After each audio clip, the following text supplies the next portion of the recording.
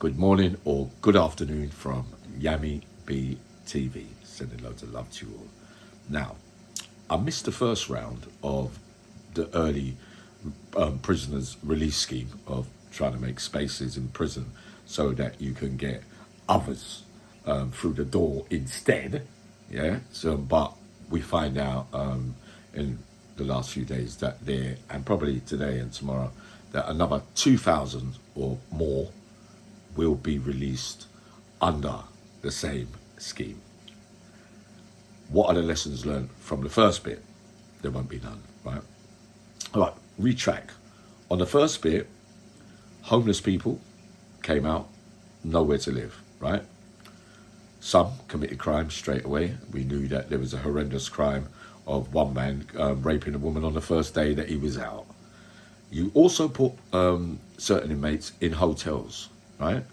Now, I was of the opinion that the people that you was releasing, the prisoners you were releasing, were of all low risk.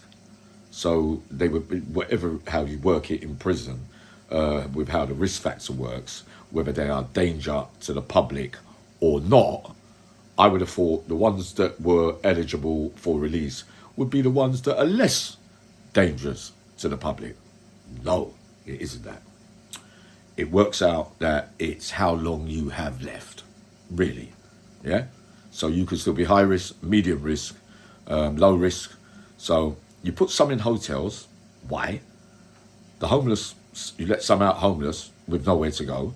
What really should have happened is you should have treated everybody the same way if they were the same risk. So the ones you put in hotels probably are more with nowhere to live, plus probably high risk, medium risk, would probably be more under stricter supervision by their probation officers, right? So that would be the theory that I was thinking behind that. Now, you're going to let more out now, right? So you think about this. It's a revolving door. You let some out to let some in, but then they get rearrested and they still go back in. All useless, really, all like chasing the wind, really. Also, those high-risk prisoners that had 9 months left, 6 months left, and deemed their behaviour to be all right, and there, yeah, well, your name comes up on the computer. Yeah, you got to go, but you never notified no victims about their release because you did it all too quickly. Also, right, telling factor, didn't you see that a few men came out the gate and were being spoken to by certain parties asking, are you happy to be released early and all that? Do you know what they said? Nah, I didn't really want to come out yet. Because you know why? Because they had plans for their release date in 4, 5, 6 months. That maybe they had things in place for their rehabilitation and resettlement into the community, i.e. places at hostel might be only on offer when they came out at that time. Places of work that they said, listen, I'll be out about that time, and blah, blah, blah. It gets very fearful and daunting when you get thrown out of the gate, and so without, having any say-so, and your plans really are going to be put on hold because the time scale that you've had planned for the end of your release is happening too soon, and your time ain't going to be everybody else's time. So that's why it's really strange that some of them are saying, I didn't really want to come out. The rest of it, we spoke about a little bit already, that the ones that are celebrating and getting excited and running to the gate with their kit and all that, they're running out and they're thinking, I've had a right result here. And they didn't get to finish the rest of their sentence.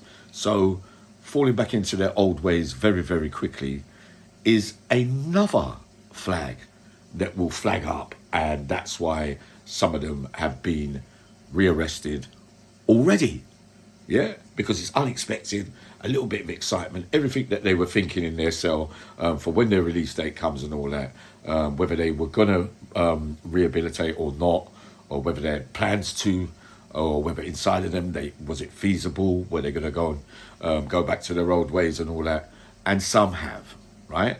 But I expected that. The other thing is to consider 1,000 odd the other day, another couple of thousand now.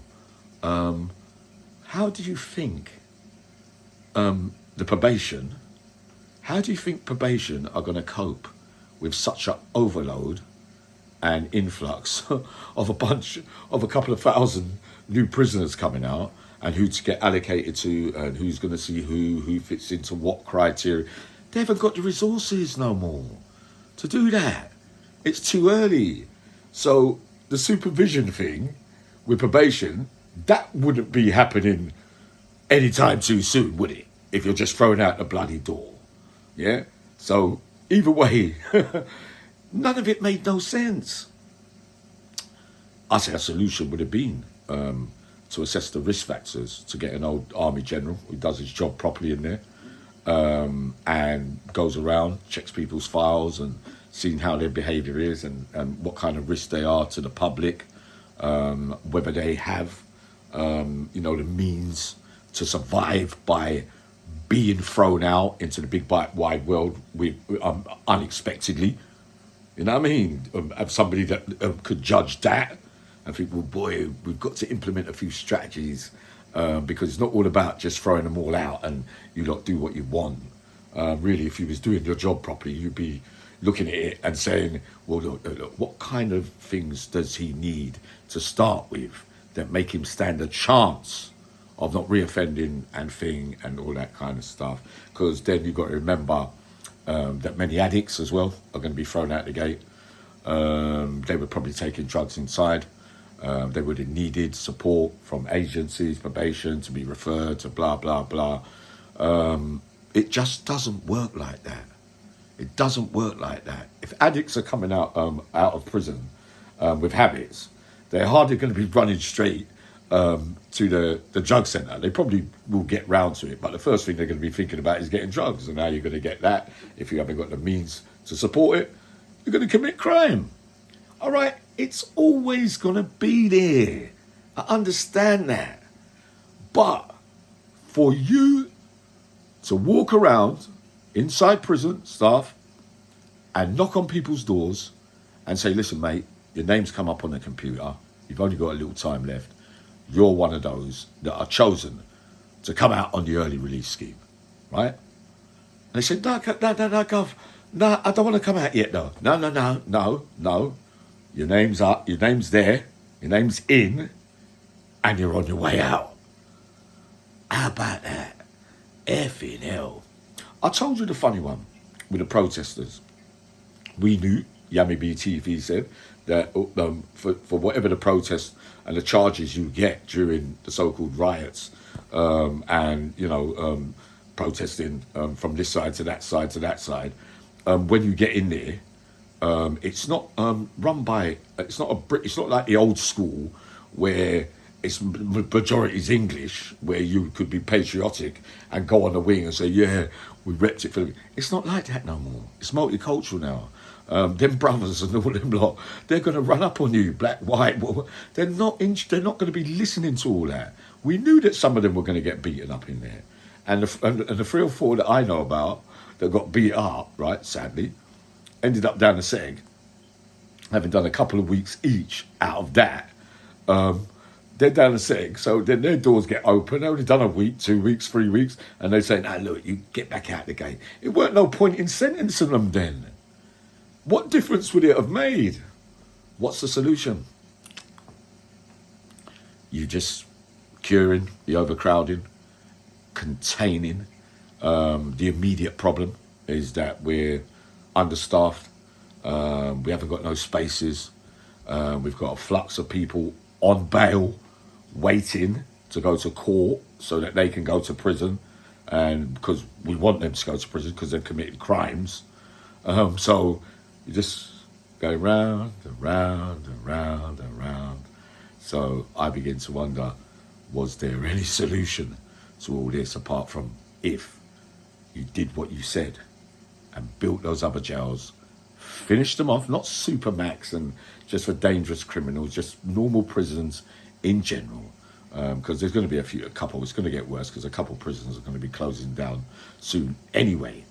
So for me, like the old philosopher said in the Bible, Ecclesiastes, it was all just like chasing the wind. But always remember this, it's the prevention from committing crime again that you were meant to concentrate on. There's no foolproof for anyone coming out the gate not to commit a crime again, but you have to do the best you can with the people that you choose to, you know, have a bet, have a flutter, look at their record, see what kind of danger brought to the public, and as we've said already, what are the chances of them committing a serious crime again, or to start with now. Yeah, we know small crime and crimes, they don't seem to really care about that. What we're really talking about here, if we're going to be brutally honest, is not to make sure the ones that are coming out are not capable of committing really serious crimes, right? I'll be up later. That's my educational video for today.